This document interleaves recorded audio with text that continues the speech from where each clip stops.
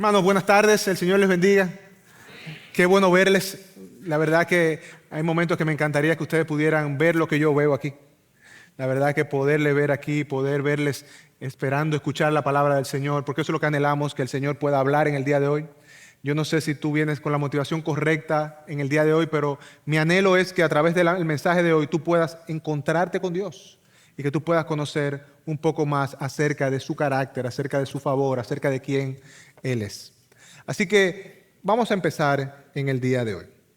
Hermanos, como ustedes saben, hay historias que uno lee, historias que uno escucha, que de una u otra manera cautivan el corazón, que hacen que tú te sumerjas en ella hasta el punto que tú sientes que eres parte de ella. Y esa, en cierto sentido, es la grandeza del cine. La grandeza del cine y de una buena película es que tú puedes verla y por momentos a ti se te olvida que tú estás sentado en una sala. Tú estás concentrado viendo lo que está pasando. Hay momentos que tú ves el sonido de las olas, del mar, los vientos y tú sientes que estás ahí. Inclusive hay momentos que tú ves alimentos y tú puedes saborear lo que las personas están comiendo. Y hay otros casos inclusive que aquellos que son un poco más emocionales pueden sentir hasta los sentimientos de esa pareja que se enamora. Ay, se fue con otra, ese abusador. Ese sentimiento, esa tensión, tú puedes sentirla, tú eres parte de eso. Recientemente mi esposa y yo estábamos viendo una película que quizá algunos de ustedes ya han visto, una película reciente que un director que ha hecho buenas películas que hacen que tú te sumerjas en ella. El director se llama Christopher Nolan, quizá ustedes algunos lo conocen. Es una película nueva, una película que se llama La Odisea. Y es interesante porque él tomó una historia que tiene años y años. Inclusive se entiende que la película Odisea o la historia se escribió 700 años antes de Jesús. Y ha pasado por diferentes cambios probablemente, pero él logró adaptar esa historia y hacer que el que estaba viendo la película sintiera, wow, yo estoy ahí. Y en el momento que yo estaba ahí, sentía que estaba en el barco, en la embarcación con Odiseo, sentía que los gigantes podían atacarnos y muchas veces me preguntaba, pero Señor, ¿llegará este hombre? ¿Terminará su viaje? ¿Podrá llegar a casa? ¿Podrá estar con su amor, con Penélope? Hay historias que te cautivan. Y mi deseo en el día de hoy, hermanos, es que veamos una historia, pero no una historia que fue escrita por hombres, sino una historia que fue escrita y que nos muestra el poder de Dios. Una historia que Dios dejó en su palabra, no para que nosotros simplemente la tengamos ahí como una historia más, sino que al leerla podamos contemplar la grandeza de Dios y el poder de Cristo. Que eso es lo que nosotros anhelamos hacer en el día de hoy. Así que yo quiero invitarte con eso en mente, que tú me acompañes al Evangelio de Lucas, capítulo 5, estaremos leyendo del versículo 17 al versículo 26. Y esta es la palabra de nuestro buen Dios. Y un día que él estaba enseñando, estaban allí sentados algunos fariseos y maestros de la ley que habían venido de todas las aldeas de Galilea y Judea y de Jerusalén. Y el poder del Señor estaba con él para sanar. Y unos hombres trajeron en una camilla a un hombre que estaba paralítico y trataban de meterlo y ponerlo delante de Jesús. No hallando cómo introducirlo, debido a la multitud, subieron a la azotea y lo bajaron con la camilla a través del techo, poniéndolo en medio delante de Jesús. Al ver Jesús la fe de ellos, dijo: hombre, tus pecados te son perdonados. Entonces los escribas y fariseos comenzaron a razonar diciendo: ¿quién es este que habla blasfemia? ¿Quién puede perdonar pecados sino Dios? Conociendo Jesús sus pensamientos, les respondió: ¿por qué razonan en sus corazones? ¿Qué es más fácil decir, tus pecados te son perdonados, o decir, levántate y anda? Pues para que sepan que el Hijo del Hombre tiene autoridad en la tierra para perdonar pecados, dijo al paralítico: a ti te digo, levántate, toma tu camilla y vete a casa. Al instante, hermanos, al instante se levantó delante de ellos, tomó la camilla en que había estado acostado y se fue a su casa glorificando a Dios. El asombro se apoderó de todos y glorificaban a Dios Y se llenaron de temor diciendo: hoy hemos visto cosas extraordinarias. Señor, mientras nosotros nos presentamos delante de ti para exponer tu palabra, yo quiero rogarte, Señor, que hoy tu presencia manifiesta inunde este lugar, de manera tal que por el poder de tu Espíritu, lo que aquí estamos, que somos tuyos, podamos escuchar tu voz. Padre, no nos dejes salir igual. Permítenos conocer más de la gracia, la misericordia, el favor de nuestro Señor Jesucristo, quien es Rey y Señor por los siglos de los siglos. Y es en su nombre que oramos. Amén y amén. Mis hermanos, no sé si cuando leímos esta historia tú pudiste sentir un poco lo que se estaba viviendo ahí. Pero mi anhelo es que tú puedas sentirlo. Porque esta historia que acabamos de leer es una historia importante en la narrativa bíblica, a tal punto que en 3 de los 4 evangelios podemos ver que esta historia está. Lo vemos en Mateo 9, del 1 al 8, en Marcos 2, del 1 al 12, y en el texto que acabamos de leer, Lucas 5, del 17 al 26. Y lo interesante de esto es que cuando tú vas a cada uno de esos evangelios, te das cuenta que hay detalles en cada uno que pueden complementar mejor esta historia y hacernos entender mejor lo que el Señor ha revelado. En primer lugar, cuando tú vas al evangelio de Marcos, te das cuenta que Marcos trata de ubicarnos un poco más en el tiempo y en el lugar donde nos encontramos. Por ejemplo, Marcos 2:1 dice: cuando Jesús entró de nuevo en Capernaum, varios días después se oyó que estaba en casa. Lucas no nos dice dónde estaba Jesús, Marcos sí. Marcos nos dice que Jesús había regresado a Capernaum. Probablemente la ciudad de Capernaum fue el lugar donde Jesús decidió hacer, como en cierto sentido, una base ministerial. Fue la ciudad que más pudo disfrutar del ministerio de Jesús. Y Jesús había regresado. Y dice el texto que él regresó y en este momento estaba en casa. No sabemos de quién era la casa, no sabemos si era una casa que Jesús había alquilado, no sabemos si es una casa de una persona ahí cercana a Jesús, no sabemos si que Jesús estaba simplemente de paso en esa casa. El texto no nos da esa respuesta. Lo que sí nos dice que Jesús está en una casa enseñando. Y yo quiero que tú entres por un momento en la historia. Estamos ahí en Capernaum, una ciudad pequeña, una ciudad cerca del mar de Galilea, una ciudad que era caracterizada por estar rodeada de pescadores, comerciantes. Y en esa ciudad, en esa pequeña casa, una casa probablemente de piedra, con vigas de madera, con un techo plano que podía acceder por arriba, por afuera, y uno podía subir a él, está Jesús ahí enseñando. Y entre los que él está enseñando, dice el versículo 17, que estaban los fariseos y maestros de la ley. Ellos estaban ahí escuchando, todo el mundo atento, escuchando lo que Jesús está compartiendo. Y en ese proceso de Jesús enseñar, la historia nos gira un poco y nos saca de Jesús y nos enfoca en esto que acabamos de leer. Llegan unos hombres cargando a otro en una camilla y su intención era ponerlo delante de Jesús. Ellos llegan a la casa, pero ¿qué pasa? El texto dice que no había espacio. Ellos suben a la azotea, bajan a Jesús, bajan al paralítico delante de Jesús. Y ahí está este hombre, delante de Jesús, con los fariseos sentados ahí, una gran multitud que les rodea, unos hombres mirando desde el techo, esperando qué Jesús va a hacer. Y es interesante aquí, hermanos, que aquí vemos 4 formas de ver esta historia de forma distinta. En primer lugar, vemos a los amigos mirando, diciendo: wow, lo logramos, llegamos, estamos aquí delante de Jesús, lo trajimos. Vemos al paralítico probablemente decir: esta es mi esperanza, este puede sanarme. Vemos a los religiosos esperando: ¿y qué va a hacer? ¿Qué hará este hombre? Yo quiero ver si es verdad que él va a sanarlo, ¿no? Y la multitud probablemente también está ahí observando: ¿realmente tiene el poder para sanar un paralítico? Todos están viendo lo mismo, pero todos observan y desean cosas distintas. Y en el mismo sentido, también está Cristo. Ahí está Cristo de pie, viendo a este hombre y no simplemente viendo a un hombre paralítico. No simplemente viendo a un hombre necesitado de perdón, de sanación. Está viendo a un hombre necesitado de perdón. Y en el día de hoy, mis hermanos, yo quisiera que de una u otra manera, al estudiar este pasaje, nosotros pudiéramos ver que esta historia que hemos leído es más que un simple milagro. Y es por eso que yo he titulado mi mensaje de hoy, Más que un milagro. Porque lo que vamos a ver no es simplemente la sanación de un hombre.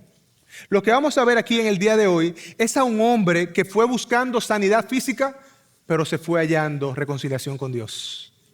Es ver a un hombre que pensaba que iba a estar delante de un maestro, pero que se encontró delante de Cristo, el único con autoridad para sanar y perdonar pecados.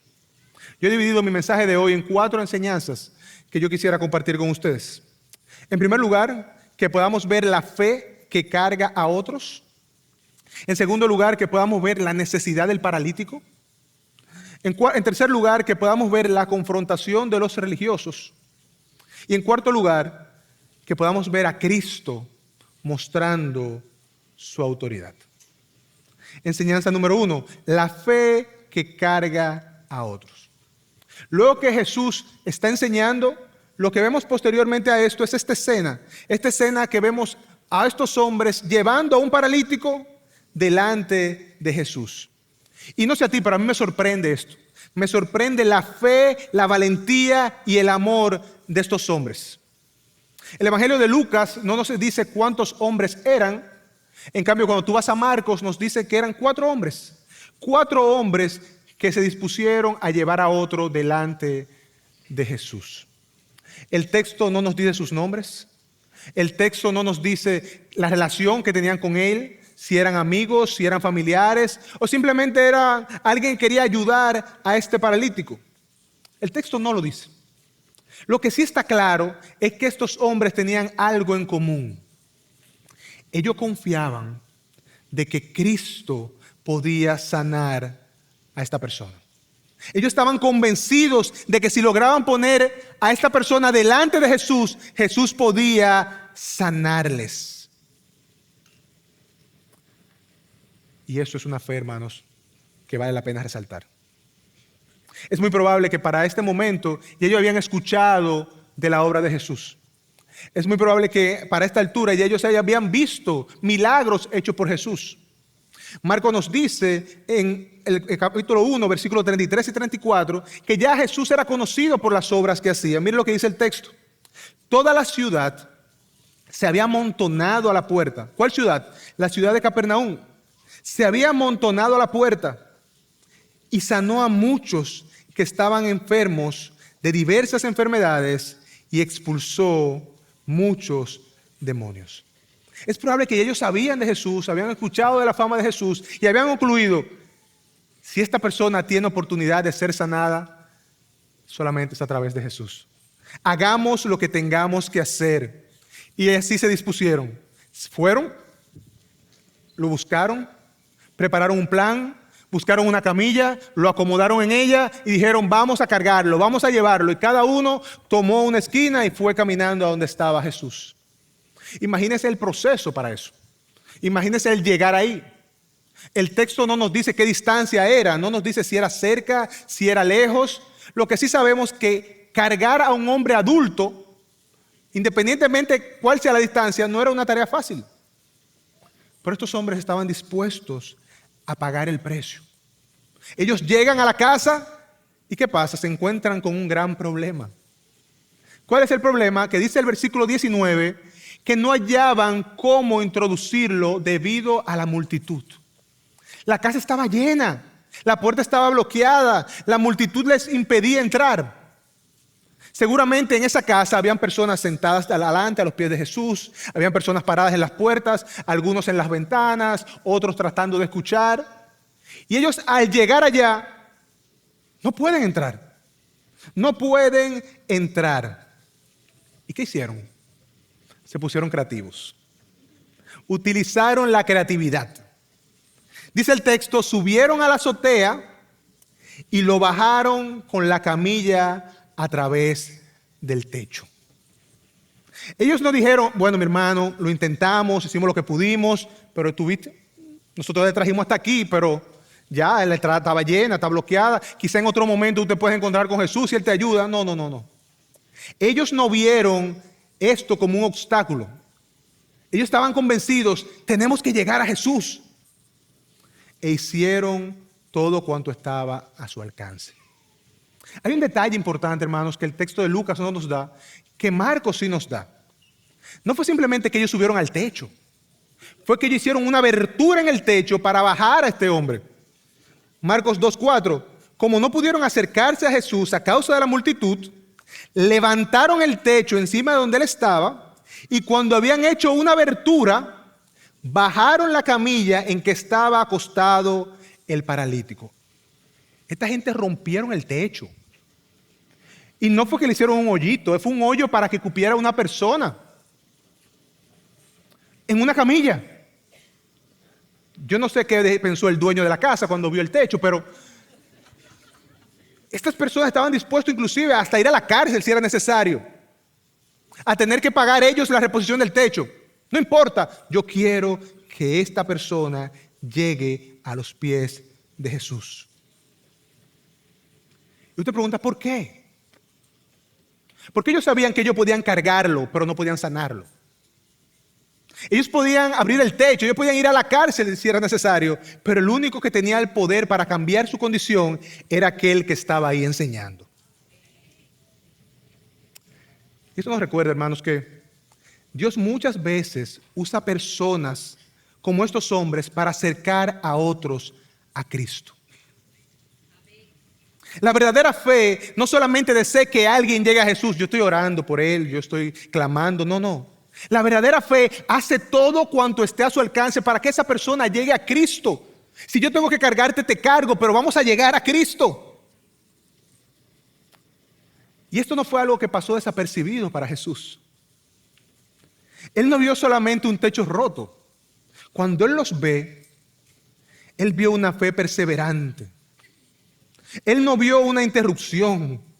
Él vio hombres que habían hecho todo lo posible para ayudar a su amigo.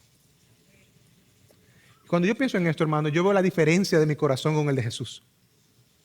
Porque es muy probable que nosotros al ver algo como eso, empezando por mí, yo estoy predicando, enseñando y de un momento a otro abren un techo y bajan a un hombre, probablemente lo que yo haga es, ¿y qué es esto?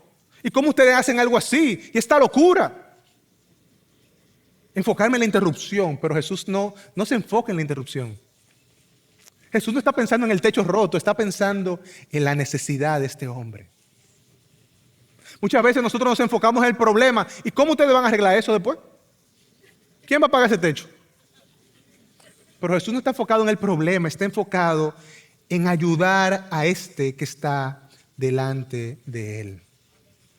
Es por eso que el versículo 20 dice que al ver a Jesús la fe de ellos, Jesús vio su fe. Lo que ellos hicieron evidenciaba que ellos estaban convencidos que Jesús podía sanar. Ellos habían creído. Y tú te preguntarás, ¿mi fe otros pueden verla? Otros ven mi vida y pueden concluir, eso es un hombre, una mujer de fe. La forma como vivimos, servimos, cómo empujamos a otros a Cristo, muestra realmente que nosotros confiamos en Cristo. Aleluya, hermano. ¿Realmente lo muestra, lo evidencia? Porque la fe de estos hombres no se vio simplemente en que ellos hicieron algo. La fe de estos hombres se vio en que su acción era enfocada en llegar a Jesús. No era una fe teórica. Era una fe que cargaba. Era una fe que abría techos. Era una fe que descendía a la persona que necesitaba llegar donde Jesús. Yo quiero preguntarte a ti en el día de hoy, ¿quién está en tu vida esperando que tú tomes una esquina de su camilla? ¿Quién está en tu vida hoy necesitado, quizá clamando en silencio, porque tú tomes una esquina de su camilla y le lleves a Cristo? Quizás es tu esposo o tu esposa. Quizás es un hijo, quizás un familiar cercano, un hermano de la iglesia. Una de las bendiciones de poder ser iglesia es poder tener a otros que en determinado momento nos carguen, nos apoyen a llevar nuestras cargas. ¿Quién? Porque hermanos, nosotros de otra manera tenemos la responsabilidad delante de Dios de ayudar a otros a llegar más cerca de Jesús. Teniendo en cuenta que nosotros no podemos cambiar su corazón. Nosotros no podemos producir fe en esa persona. No podemos producir arrepentimiento en esa persona. No podemos quitar sus luchas. No podemos, solamente Dios puede hacerlo. Pero nosotros podemos hacer cosas por ellos. Podemos orar por ellos. Podemos hablarle de Cristo. Podemos acompañarles, estar ahí. Podemos animarles, confrontarles en amor. Hermano, hay muchas cosas que podemos hacer para apoyar a esa persona para que llegue más cerca de Cristo. Hermanos, hoy es un buen día para nosotros replantearnos estas cosas. ¿Quién está en tu vida que necesita que tú tomes una esquina de la camilla y le levantes y le empuje a Cristo? Punto número 2, la necesidad del paralítico. La necesidad del paralítico. Muchas veces nosotros leemos esta historia y nosotros la entendemos en nuestro contexto. Un paralítico es una persona que tiene imposibilidades para caminar, tiene dificultad para transportarse, para moverse. Hermanos, pero en la época de Jesús no había silla de ruedas. En el primer siglo, un paralítico no era simplemente una persona que no podía moverse bien, que no podía ir de un lugar a otro. Un paralítico era una persona que no podía ni siquiera trabajar. Más en una ciudad como Capernaum, que era una ciudad de pescadores, una ciudad comercial. Un paralítico era un marginado. Era una persona que muchas veces estaba apartado. Era una persona que muchos entendían que su condición no se debía meramente a una condición por que tuvo una lesión, una caída o algo de nacimiento. No, se debía a un pecado. Muchos entendían que estas condiciones podían deberse a una maldición por parte de Dios. Y es por esto que cuando nosotros vamos al Evangelio de Juan, capítulo 9, versículo 2, tú ves que uno de los discípulos le pregunta a Jesús: Rabí, ¿quién pecó, este o sus padres, para que haya nacido ciego? Para los judíos, una condición como esta muchas veces representaba una maldición de parte de Dios. Y nosotros conocemos la respuesta de Cristo. Cristo le dice: ni él ni sus padres ha pecado. Él nació de esta manera para que la gloria de Dios se pueda ver en su vida, para que él pueda glorificar al Señor. Pero solo hecho el de ver esta pregunta, podemos ver cómo esta gente pensaba y cómo el paralítico vivía. No era solamente problema de piernas, era un problema que afectaba el corazón y el alma. Ellos vivían con vergüenza, con rechazo, con humillación. Y así se encontraba este hombre en este momento. Pero es interesante, hermanos, y es algo que podemos inferir del texto, que durante años la condición que para este hombre pudo ser una desgracia, aquello que limitaba su vida, aquello que le hacía depender de otro y lo mantenía al margen, en ese día se convirtió en la mayor bendición que este hombre podía recibir. ¿Por qué? Porque fue esa enfermedad que le llevó delante de Cristo. Fue ese padecimiento que le llevó delante de Jesús. Bendita aflicción cuando Dios la utiliza para conducirnos a Él. Bendita aflicción cuando Dios la utiliza para conducirnos a Él. Porque hay sufrimientos que nosotros solamente quisiéramos que Dios quitara, pero Él en su misericordia utiliza estos para llevarnos a Él, para acercarnos a Él, para que podamos conocerle. Y ahí está ese paralítico con problemas para caminar, con un corazón quebrantado, marginado. Dice el versículo 20 que al ver Jesús la fe de ellos, dijo: tus pecados te son perdonados. Tus pecados te son perdonados. Y lo que es bueno resaltar aquí, que muchas veces nosotros podemos erróneamente interpretar del texto. Nosotros podemos interpretar que esa porción, cuando Cristo le dice, viendo la fe de ellos, se limitaba a los 4 amigos. Al Cristo ver la fe de los amigos, sanó a este hombre. Pero no. Cuando Cristo se refiere a la fe de ellos, se refería a la fe de ellos, incluyendo el paralítico. El paralítico no era un objeto pasivo en la historia. Él se dispuso a ir.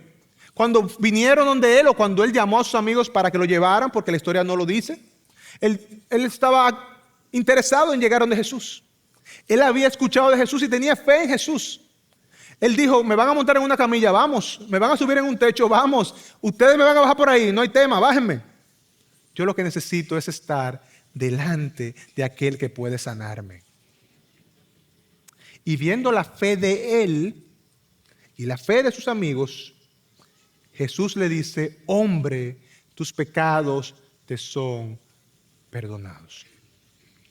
Y hay algo aquí, hermanos, que yo quisiera resaltar también brevemente, que pudiéramos pasar por alto, y es ver cómo Lucas utiliza esta palabra, o cómo Cristo llama a este hombre. Lucas dice que él le decía hombre. Cuando tú vas al Evangelio de Marcos, Marcos no dice que Cristo le dice hombre.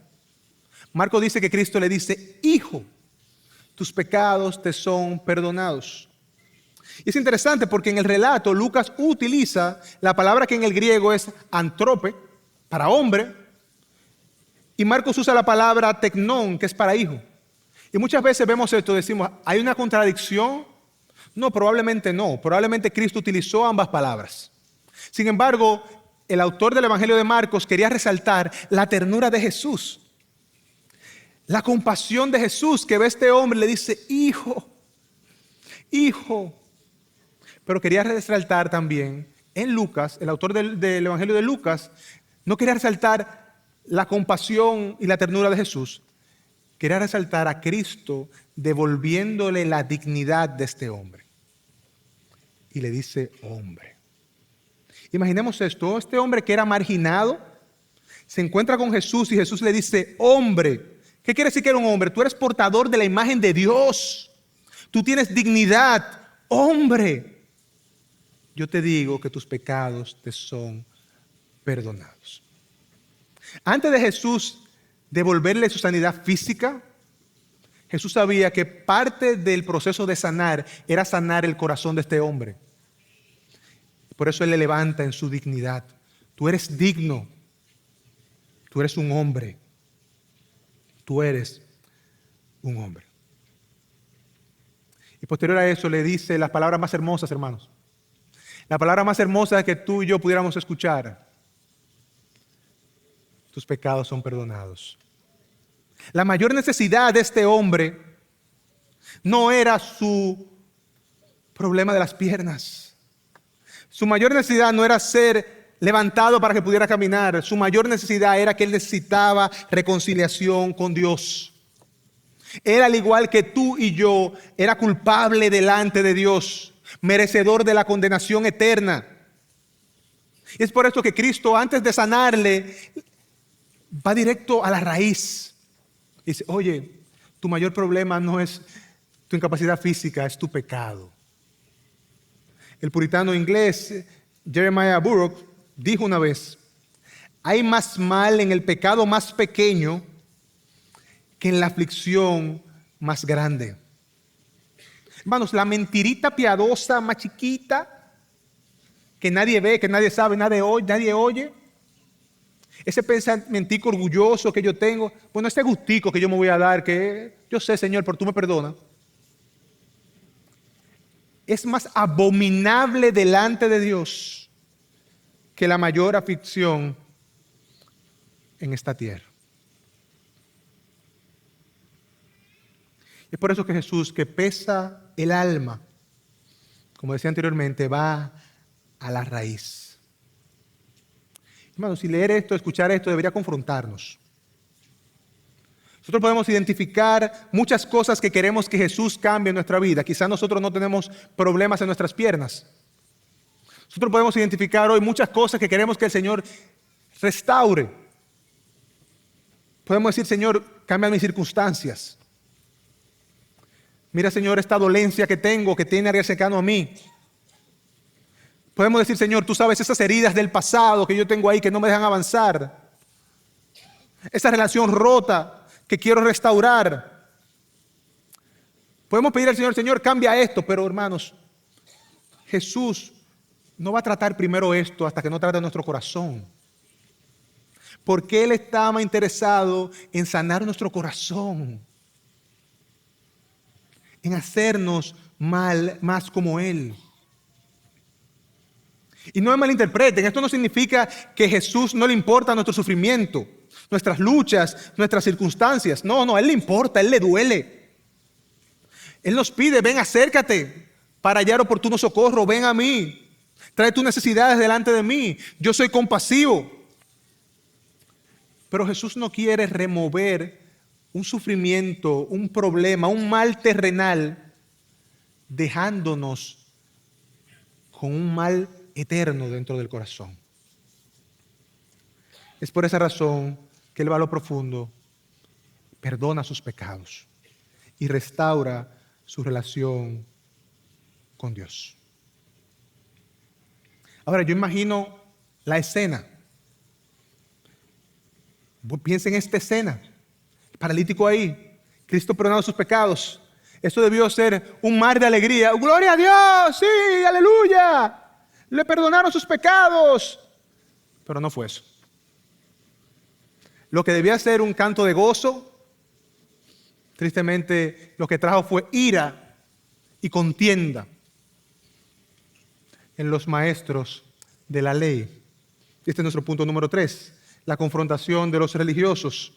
Versículo 21. Entonces, los escribas y fariseos comenzaron a razonar diciendo, ¿quién es este que habla blasfemia? ¿Quién puede perdonar pecados si no solo Dios? Al escuchar las palabras de Jesús, estos hombres no pudieron recibirla de la manera correcta. Estos hombres eran los maestros de la ley. Estos hombres eran aquellos que dirigían los rituales ceremoniales, los que predicaban, enseñaban la palabra.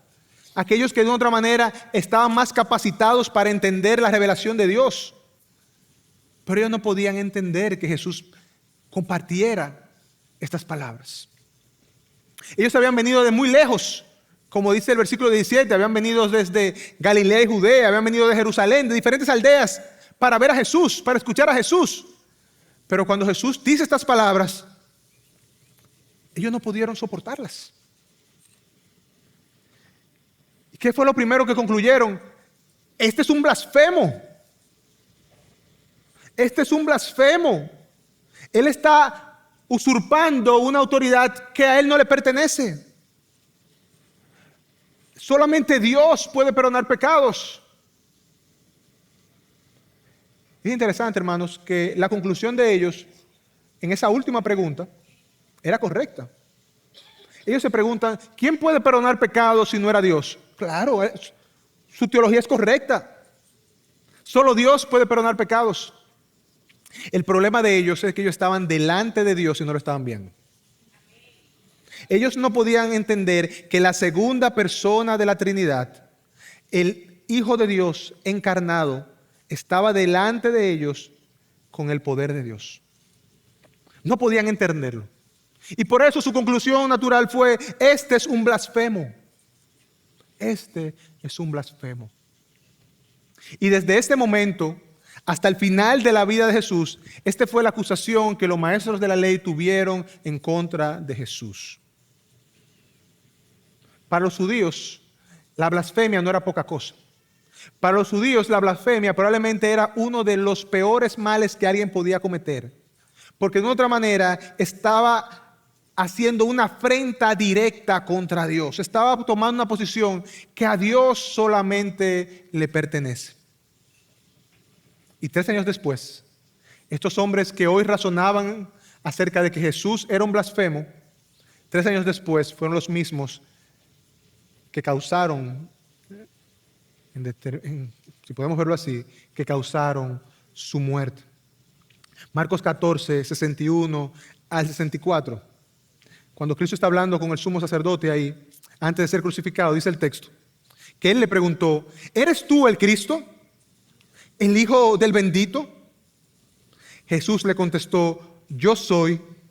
Y verán al Hijo del Hombre sentado a la diestra del poder, viniendo con las nubes del cielo. Entonces el sumo sacerdote, rasgando sus ropas, dijo, ¿qué necesidad tenemos de más testigos? ¿Han oído la blasfemia? ¿Qué les parece? Y todos lo condenaron, diciendo que era digno de muerte. La acusación que comenzó en una casa en Capernaum terminaría siendo la misma acusación que llevaría a Cristo a la muerte. Sin embargo, hermanos, lo que vemos aquí no es simplemente un problema de los fariseos. Es el problema del corazón humano. El corazón alejado de Dios tiene una incapacidad para entender y ver la revelación de Dios. Tiene una capacidad para ver a Dios como Él es. Y lo que Lucas está aquí presentándonos es que el problema mayor de nosotros en esta historia no es la condición del paralítico. No, es la condición del corazón. Y nos muestra que hay otro tipo de parálisis. La parálisis que tenían los fariseos y los maestros de la ley. Que conocían información acerca de Dios, que veían sus milagros, que escuchaban la verdad revelada y aún así no podían reconocer su condición ni la necesidad que ellos tenían de Él. El paralítico no podía mover sus piernas, sí es cierto. Pero los fariseos y maestros de la ley no podían mover su fe y su corazón hacia Dios. Y esto es una advertencia también para ti y para mí, hermanos. Porque nosotros podemos estar cerca de la cosa de Dios, como estaban los fariseos, los maestros, podemos estar cerca de la cosa de Dios y al mismo tiempo estar lejos de Dios. Yo voy a repetir eso. Nosotros podemos estar cerca de las cosas de Dios y al mismo tiempo estar lejos de Dios. Yo puedo conocer la Escritura, yo puedo recitar versículos, yo puedo ser un apologeta que sé doctrina y defiendo la doctrina con cualquiera. Yo soy un escatológico. En los últimos tiempos yo soy el que más sé de eso. Yo no, pero así pudiera decir alguien. Yo puedo conocer muchas cosas y aún así estar lejos de Cristo. Los fariseos, los maestros de la ley, no podían aceptar quién era Jesús. No podían aceptar su autoridad. Y es por esto que ahora Cristo le va a demostrar quién Él es. Ustedes quieren saber que yo soy, yo le voy a demostrar. Y este es el punto número 4 y último punto de nuestro sermón de hoy. Versículo 22. Conociendo Jesús sus pensamientos, le respondió, ¿por qué razonan en sus corazones? ¿Qué es más fácil decir? ¿Tus pecados te son perdonados? O decir, levántate y anda.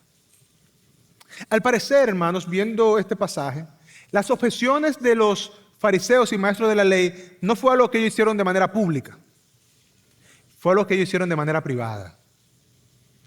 Ellos en sus mentes, en sus corazones, habían concluido que Jesús era un blasfemo. Habían concluido que Él no tenía el poder para perdonar pecados. Pero Jesús aquí muestra una vez más a lo que Él va a enseñar a los que están ahí. Ustedes dudan de que yo soy Dios. Yo necesito que ustedes hablen para yo conocer lo que hay dentro de ustedes. Yo les voy a mostrar que yo soy Dios. Yo conozco hasta sus pensamientos. Y con esto Jesús está revelando algo que ellos necesitaban entender. Jesús es Dios y aquí está mostrando su omnisciencia. Su omnisciencia quiere decir que Él lo conoce todo. Esto quiere decir que Jesús conoce los pensamientos, la intención, la realidad interior. Él no necesita que ellos hablaran, ellos no necesitan que ellos confrontaran públicamente. Él sabía lo que había en sus corazones. Hermanos, esto es el poder de Dios en acción. Y Y cuando nosotros leemos los evangelios, nosotros nos damos cuenta que Jesús de manera soberana decidió en algunos momentos utilizar sus atributos divinos y en otro momento de forma voluntaria decidió someterse al Padre y vivir como un hombre. Pero en este momento donde él se encontraba delante de estos maestros de la ley al inicio de su ministerio, él iba a demostrar que él era Dios. ¿Ustedes quieren ver dónde está mi autoridad? Vamos a empezar por decirles lo que ustedes están pensando. Demostrándole que yo conozco sus pensamientos. Hermanos, yo no sé cómo fue ese momento. Yo no sé qué ellos dijeron. Pero yo me imagino esa conversación entre los que estaban al lado. ¿Cómo él sabe lo que yo estoy pensando? ¿Acaso fue que yo lo dije? ¿Me salió?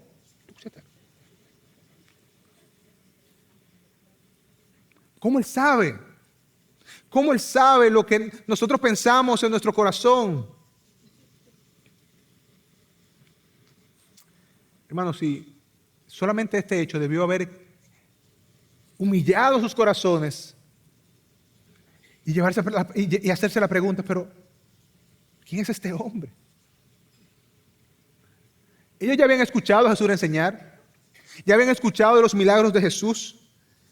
Ahora ve que él puede inclusive hasta saber lo que está pensando. Tú te preguntarás, ¿qué más ellos necesitaban para rendir sus corazones a Jesús? ¿Qué más? Es que una vez más, hermano, yo quiero resaltar esto, porque una vez más podemos cometer el error de ver esto y decir, qué dureza de los fariseos. Qué malo eran esa gente, eran duros. Hermano, pero nosotros no somos tan diferentes. Nosotros hemos podido ver, leer, estudiar la revelación de Dios. Hemos visto los milagros de Dios y aún así no le creemos. Aún así dudamos. Aún así no nos sometemos a Él. Aún así cuando estudiamos algo que Dios ha revelado, que va en contra de lo que nosotros creemos, lo defendemos, lo justificamos y llegamos al punto de decir, no, eso no es así. Hermanos, cuando nosotros leemos esto, nosotros debemos tener una convicción de entender, yo soy un pecador. Yo necesito que Dios me hable. Y pedirle al Señor, Señor, no solamente háblame a través de tu palabra, no, dame la humildad para escucharte. Porque esos hombres necesitaban humildad para escuchar a Cristo, para conocer a Cristo, para someterse a Cristo, pero tú y yo también necesitamos esa humildad. Hermanos, uno de los peores males que nos pueden pasar y a lo que yo le tengo mucho temor como pastor, es que a la forma como nosotros enseñemos a la iglesia, haga que las personas conozcan acerca de Jesús, pero no conozcan a Jesús. Y estos hombres conocían acerca de Dios, pero no conocían a Dios. No podían ver a Dios, no podían adorar a Dios. Ellos no podían aceptar que Jesús tenía autoridad. Y Jesús, en lugar de simplemente ignorar esto, seguir enseñando, seguir sanar a este hombre, Él decide utilizar esto para enseñar. Y dice, ¿qué es más fácil? Díganme ustedes, ¿qué es más fácil? ¿Decir tus pecados te son perdonados o decir levántate y anda? Díganme, maestro de la ley, para ustedes, ¿qué supone que es más sencillo? ¿Perdonar pecados o sanar la condición de este hombre? Nosotros podemos decir en pocas palabras, porque las palabras, uno puede decir cualquier cosa. El tema es ver la evidencia de eso que estamos diciendo. Cualquiera puede decir, tus pecados te son perdonados y la persona queda ahí condenada. Cualquiera puede decir, levántate y ande y la persona se queda postrada ahí.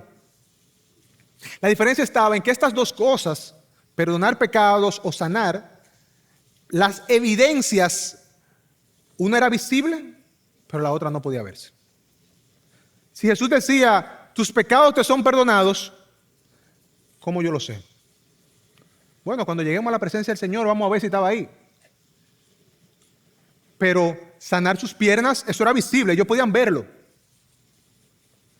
Y Jesús aquí está diciendo en pocas palabras, ven acá, Pérez. Si ustedes entienden que yo puedo sanar sus pies para levantarlo, quiere decir que yo tengo una autoridad para hacerlo, porque solamente Dios puede sanarlo. Es decir, que si yo tengo autoridad para sanar sus pies, tengo autoridad para perdonar sus pecados. Había una contradicción en ellos mismos que Jesús quería aclarar. Charles Spurgeon, predicando sobre este texto, dijo una vez: Él puede hacer una cosa, el que puede hacer una cosa puede hacer la otra. Si puede ordenar que se levante y camine, también puede, por la misma autoridad divina, perdonar sus pecados. El argumento de Jesús era sencillo. Si yo puedo sanar, puedo perdonar pecados. Ahora, ¿ustedes quieren ver que yo puedo hacerlo? Es que viene la parte interesante de aquí. ¿Ustedes quieren ver que yo puedo hacerlo? Yo les voy a mostrar. Versículo 24. Pues para que sepan. Lo que yo voy a hacer ahora es para que ustedes sepan. ¿Oyeron, fariseos? Para que sepan que el Hijo del Hombre tiene autoridad en la tierra para perdonar pecados. Dijo al paralítico: a ti te digo, levántate, toma tu camilla y vete a casa. ¿Y qué pasó? Al instante se levantó delante de ellos, tomó la camilla en que había estado acostado y se fue a su casa glorificando a Dios. ¡Wow!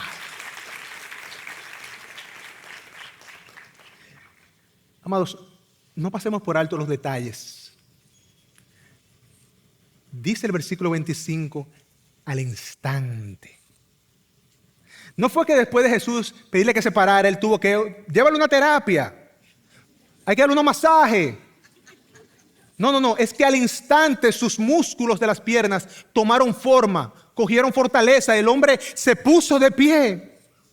La camilla que durante años había sido el símbolo de su incapacidad, ahora estaba en sus manos como evidencia de la autoridad de Cristo.